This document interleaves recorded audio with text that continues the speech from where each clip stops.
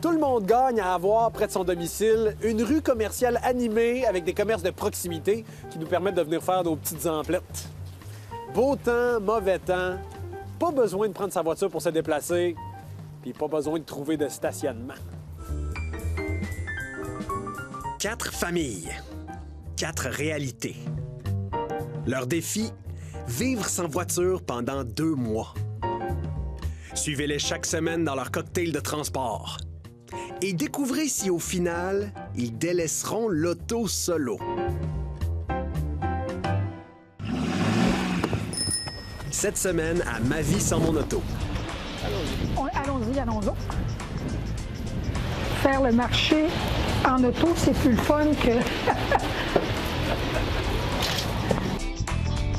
Je me rends compte aussi, à travers le parcours, que de plus en plus, nos parents vieillissent aussi, donc ils ont besoin d'aide. Ce qui fait qu'il y a des choses qui se font par téléphone, mais maintenant, on doit se déplacer. Fait que là, c'est un déplacement supplémentaire qui parfois n'était pas prévu dans notre journée ou dans notre semaine, qu'il faut maintenant ajouter. Et je réalise que je suis privilégiée. Moi, le fait d'être dans Saint-Sacrement, je suis près de tout. Mes parents ont déjà... Je suis née dans Saint-Sacrement. Je me souviens que mon père disait c'est le quartier le plus central de Québec, et c'est vrai.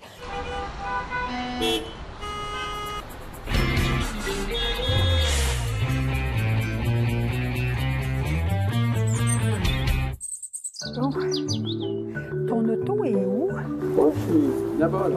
Ah, parfait. Fait qu'on va aller faire le marché, c'est commode avec ce beau temps.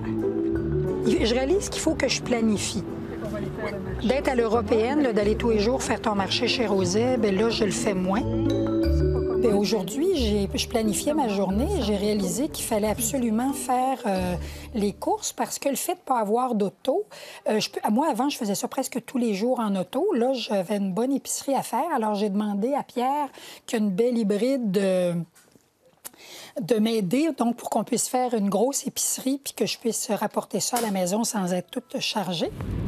Là, on va essayer de trouver un 30 minutes. Oui, sinon, je te dépose. C'est ça. Sur Mégoire, je me refuse à payer du stationnement. C'est un geste de rébellion. Là, ce que je fais, c'est que j'essaie de profiter des fois, par exemple, comme une auto, je l'ai fait quelques fois, ou de passer en bus tout près, de venir faire des courses ici. Ça m'est même arrivé des fois sur d'autres parcours de faire, il me manque une pinte de lait. Et puis là, ce que je vais essayer, c'est vraiment avec soit un petit sac là, pour faire l'épicerie, pour venir à pied, c'est une bonne marche, c'est bon pour la santé, ou avec un sac à dos. Mais là, disons, j'ai plus fait ça depuis le projet avec Commune Auto, puis avec autobus, puis à pied.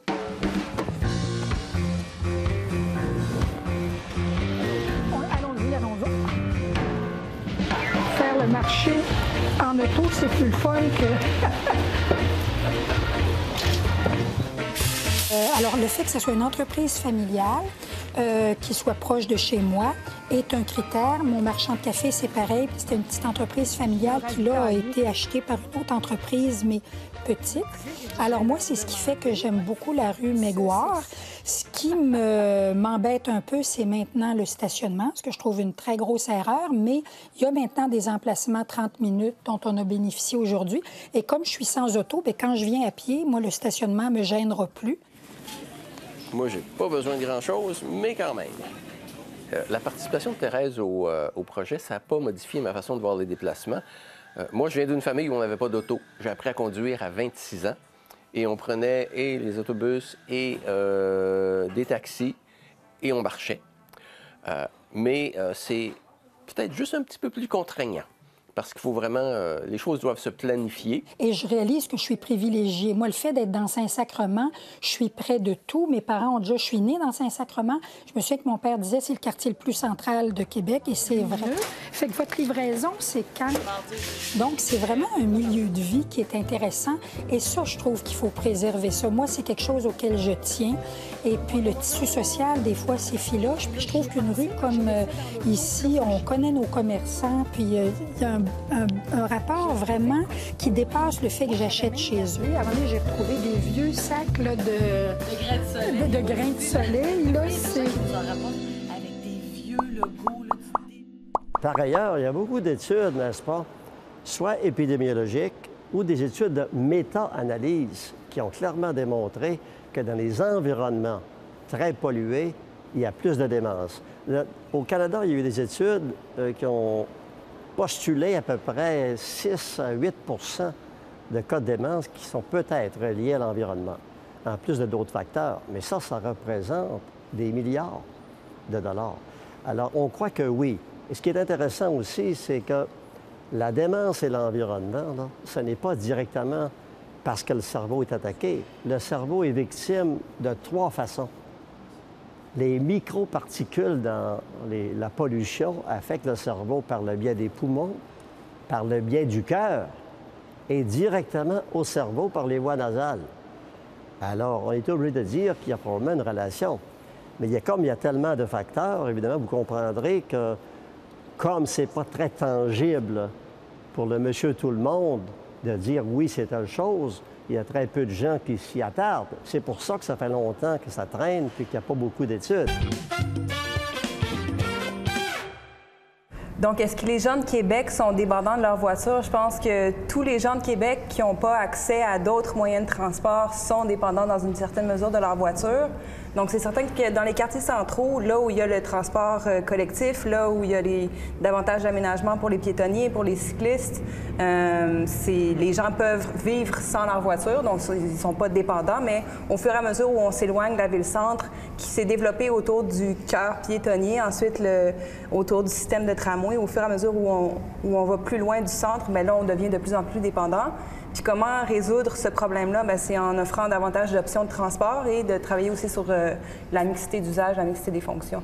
Bien, il ne faut pas oublier que c'est une dépendance qu'on sait créer aussi collectivement en faisant des choix parce que, dans le fond, quand on regarde un petit peu le débat public, ils disent toujours bien, Québec, c'est une ville trop étalée pour du transport en commun. Donc, on ne fait pas de transport en commun, on va faire des routes pour étaler encore plus. Puis après ça, on va se retrouver dans la situation, on va dire bien, le problème, c'est qu'on n'a pas un bon transport en commun, et ça tourne toujours comme ça.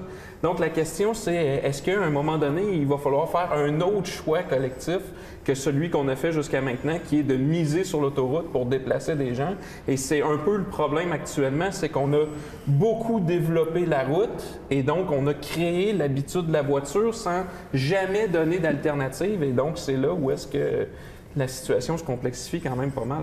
Oui, tout à fait. Puis je pense qu'on peut regarder ça sur l'angle de la santé aussi. On était habitués à pratiquer l'auto solo. Hein? Je pense que les gens sont habitués à prendre la voiture pour aller faire leur épicerie, qui est à 5 minutes. Puis la population vieillissante, bien, je dirais plutôt qu'elle souffre de ça, plutôt que d'en tirer des bénéfices. Je pense que le fait, pour les personnes âgées, de pouvoir aller marcher, avoir des choses à proximité, faire de la bicyclette aussi, va renforcer les articulations, va renforcer la musculature, honnêtement, va diminuer les problèmes de santé là, à court à moyen terme pour la personne âgée. Donc, je pense qu'on n'y voit que des avantages à abandonner tranquillement pas vite l'auto-solo. Ou à changer les façons d'aménager le territoire. Par exemple, on voit les développements des power centers. Bien, c'est clair que c'est des habitudes de consommation qui favorisent la voiture. Donc, on va prendre la voiture, on va aller faire des commissions. Ensuite, on rembarque dans la voiture parce que l'autre magasin, il est prêt. Mais c'est trop dangereux y aller, il n'y a pas de trottoir, il n'y a pas ci, il n'y a pas... Donc, on va se redéplacer en voiture. Donc, même pour des petites distances, effectivement, on favorise encore plus la voiture.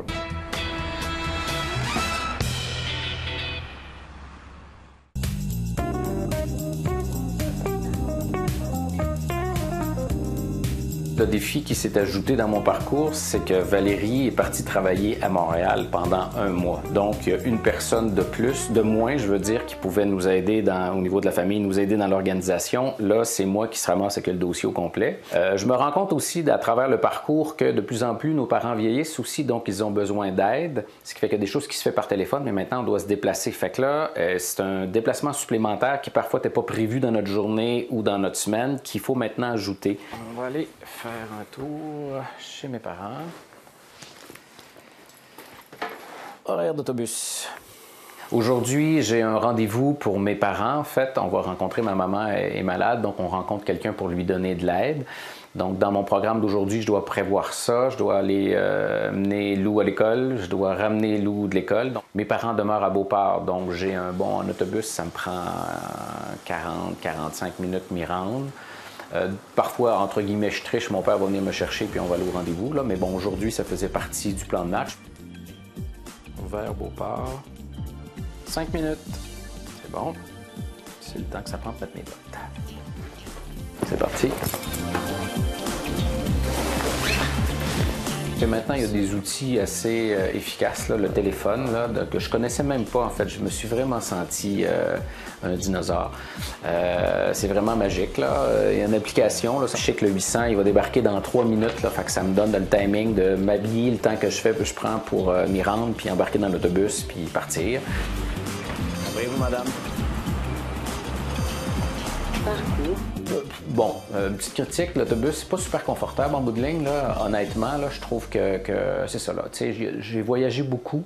J'ai pris beaucoup de moyens de transport comme ceux-là, des tramways, tout ça, là, puis qu'on a quasiment envie d'embarquer dedans parce que la place qu'il prend nous fait voir des beaux décors, le confort, tu sais, on a envie de le prendre. Là, c'est plate à dire, mais c'est pas le fun. On est tout le temps ballotté. Je sais pas si c'est à la fois les chauffeurs ou le confort de l'autobus, mais c'est vraiment pas le fun pour ça.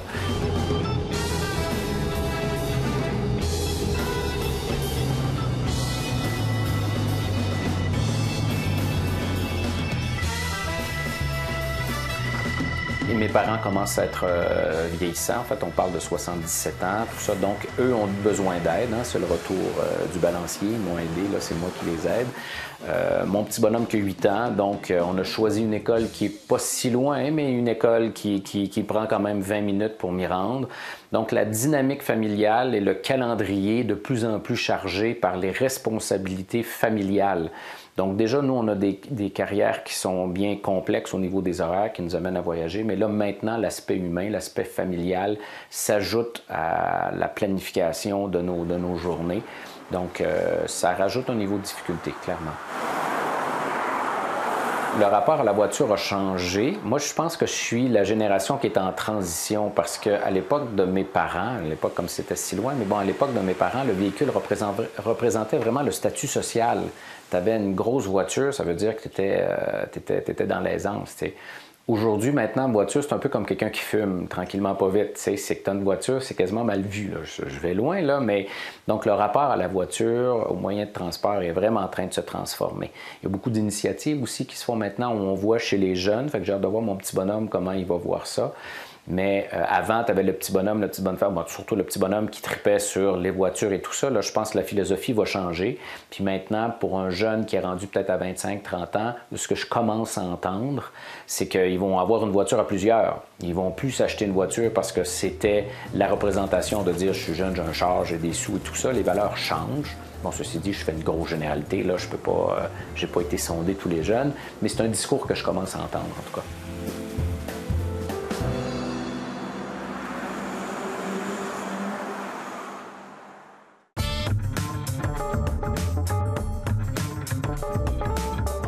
Donc, je pense que l'avantage sur la santé pour les gens qui participent à une émission comme ça, ils vont le découvrir, là, ça fait à peu près 2 mois qu'ils vivent sans leur voiture. Ils vont le découvrir, là, très, très bientôt, juste au niveau du bien-être. Hein? Le corps, lorsqu'on marche, lorsqu'on fait de la bicyclette, lorsqu'on quitte notre voiture, dans le fond, lorsqu'on quitte notre auto solo, va développer des endorphines qui vont nous procurer un bien-être qui est une morphine naturelle.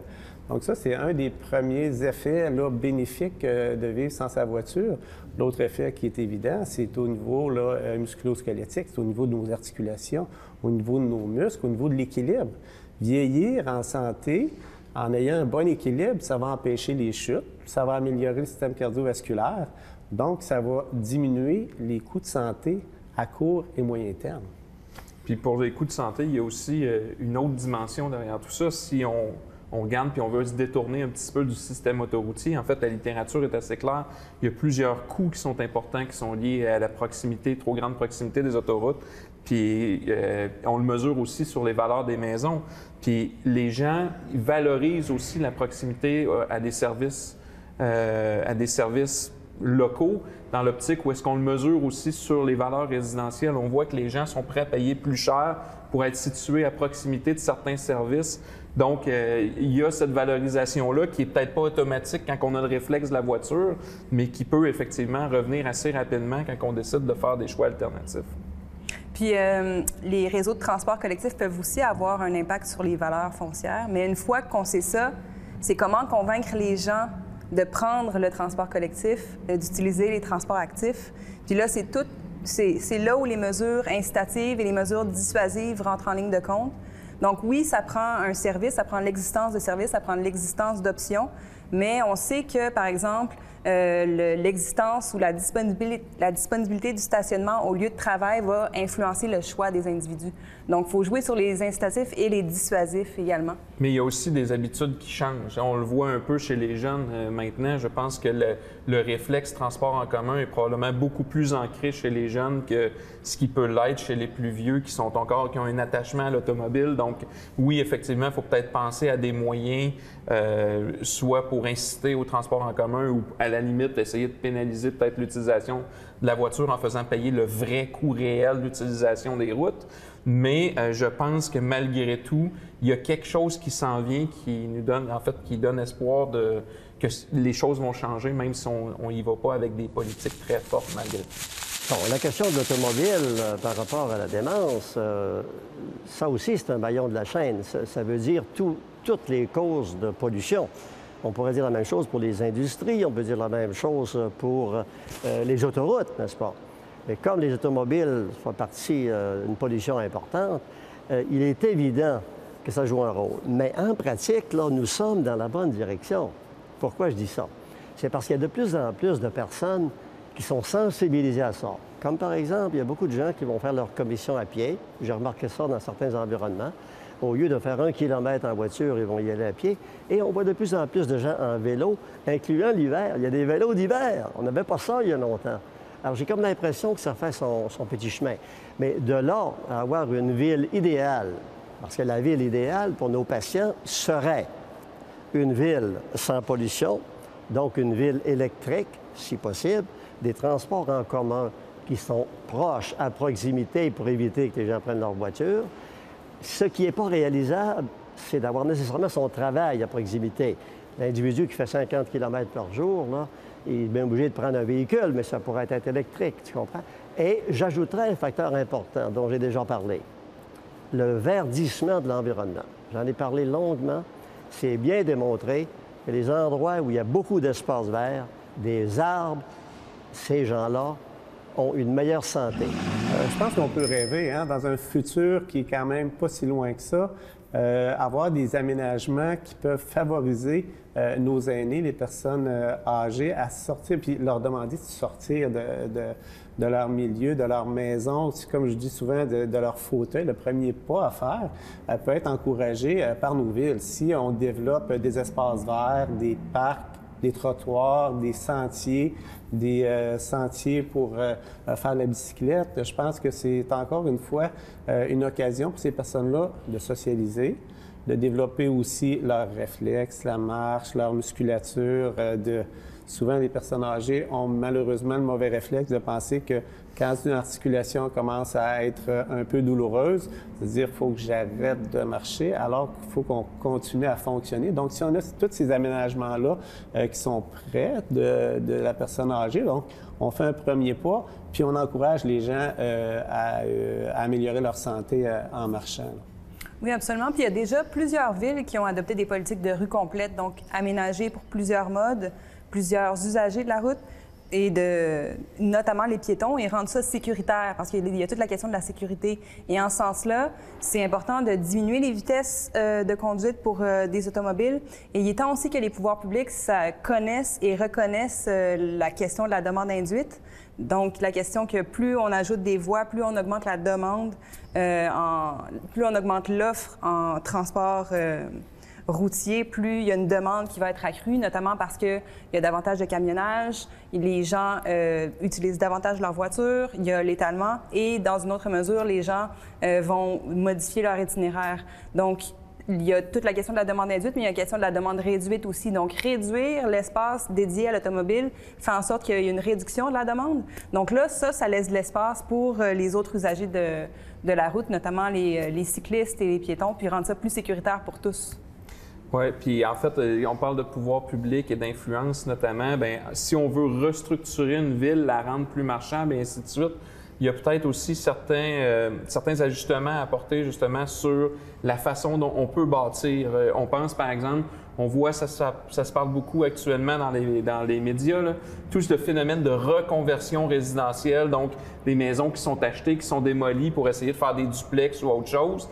Mais il y a des limites qui peuvent être induites et ainsi de suite. Donc, si on pense à redévelopper un transport en commun puis qu'on veut faire en sorte de peut-être densifier le long du transport en commun, bien, il y a aussi une place, notamment à revoir sur comment est-ce qu'on veut structurer les villes pour le futur. Puis est-ce que les politiques qui sont là actuellement, qui ont été beaucoup développées pour le bungalow, est-ce qu'ils ne sont pas trop restrictives pour la ville future qu'on veut réfléchir? Donc, je pense qu'il y a de la place là aussi.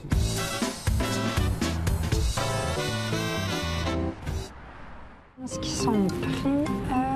Ah, là, t'en aurais un. Attends une minute. Non, t'en as pas.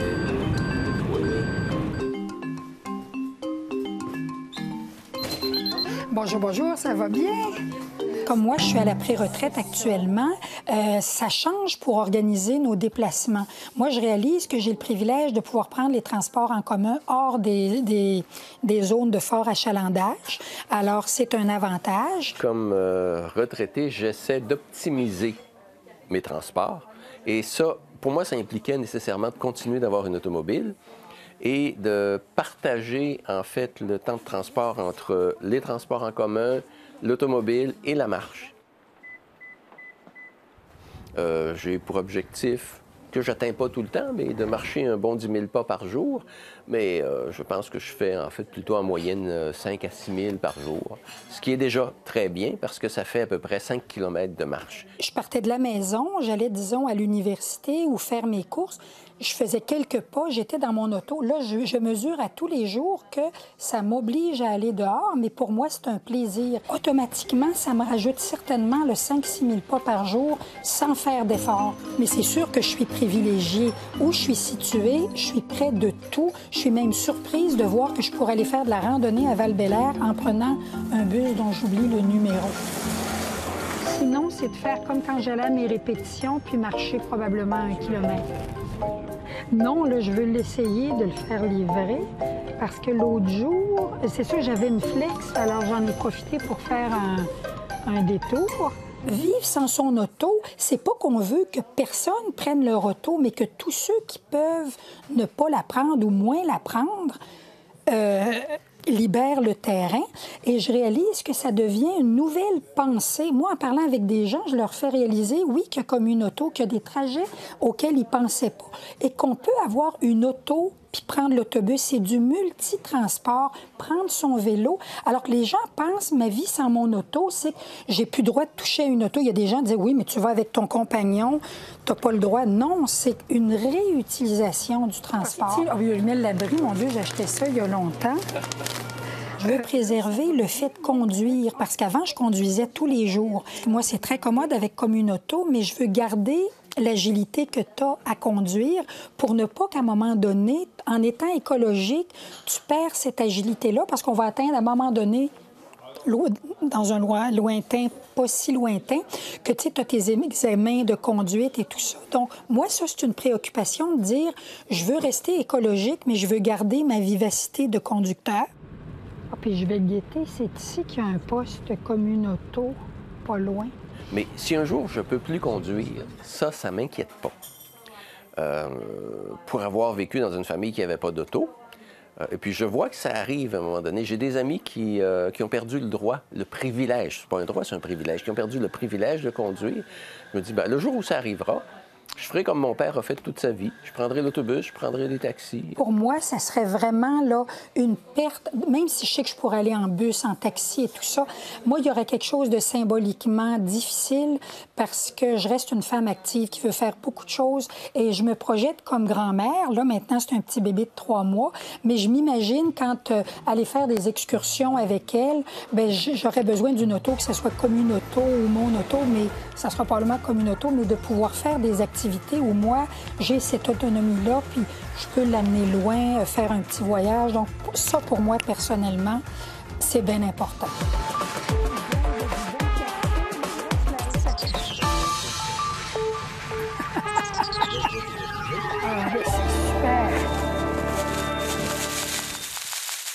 Rencontrer des gens, prendre l'autobus, est-ce que c'est bénéfique? La réponse, c'est oui. Ça fait partie de la socialisation et de l'activité physique. 2 choses importantes qu'on recommande. Dans les bus, vous rencontrez du monde, bien sûr, vous parlez, etc., vous êtes actif. Et aussi, vous marchez. Ce sont 2 objectifs importants, socialisation et activité physique.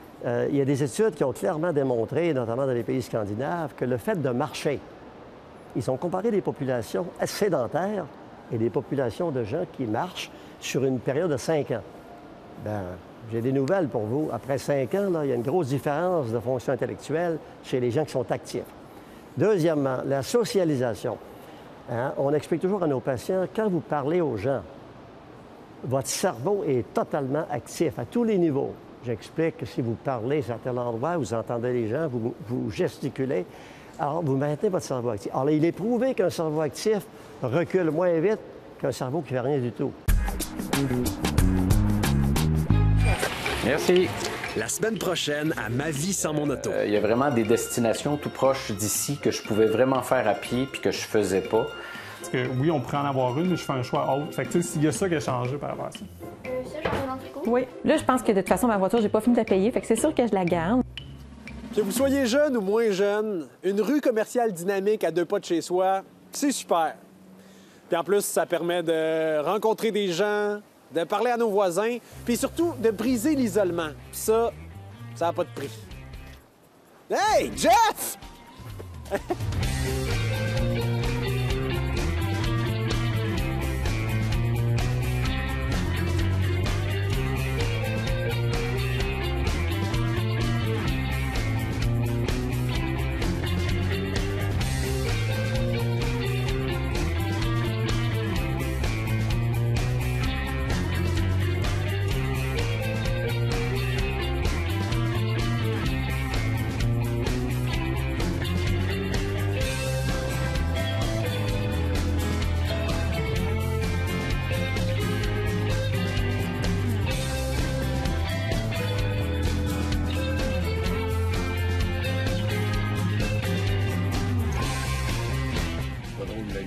Quand on est pas vedette. Là, toi, t'es devenu vedette. Toi aussi? 6 minutes. C'est bon. J'ai même le temps d'aller faire mon épicerie.